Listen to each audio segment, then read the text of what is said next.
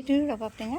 এইটো কাটিবলৈ মই এইকেইটা সামগ্ৰী লৈছোঁ। এয়া জলকীয়া, নিমখ, চেনি অকণমান, যদি টেঙাটো কম মিঠা আছে তেতিয়াহ'লে চেনি নিদিওঁ। এয়া ধনিয়া, এয়া মিঠাতেল অকণ লৈছোঁ। ৰবাব টেঙাটো বহুত উপকাৰী বস্তু, বিভিন্ন বেমাৰৰ কাৰণে ভাল। তাতে এইটো বতৰৰ ফল, এতিয়া খাবও লাগে। এওঁ পথাৰলৈ গৈছে, তালৈও মই দি পঠিয়াইছোঁ, তাতো দাৱনীয়ে খাব পাৰিব।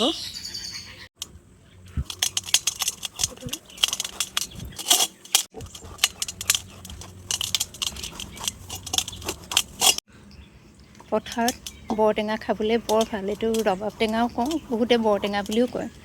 এইটো পথাৰত আগৰ দেউতাই এইবোৰ লৈ যায়।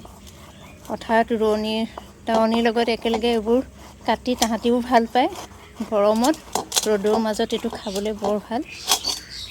আজি এইবাৰ এওঁকো দি পঠিয়াইছোঁ। মোৰ মানে আমাৰ ঘৰত নাই, কিন্তু মোৰ বাইদেৱে লৈ আহিছিলে। বৰ মিঠা, চেনিৰ দৰকাৰে নহ'ব।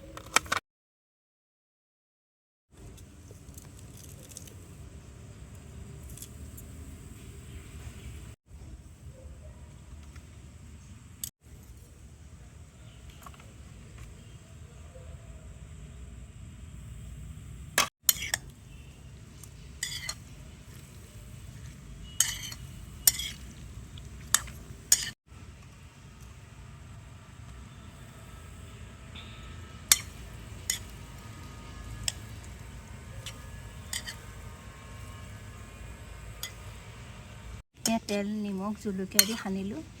অকণমান চেনি দিলোঁ, বৰকৈ নিদিলেও হয়, মানে টেঙাটো মিঠাই অকণমান।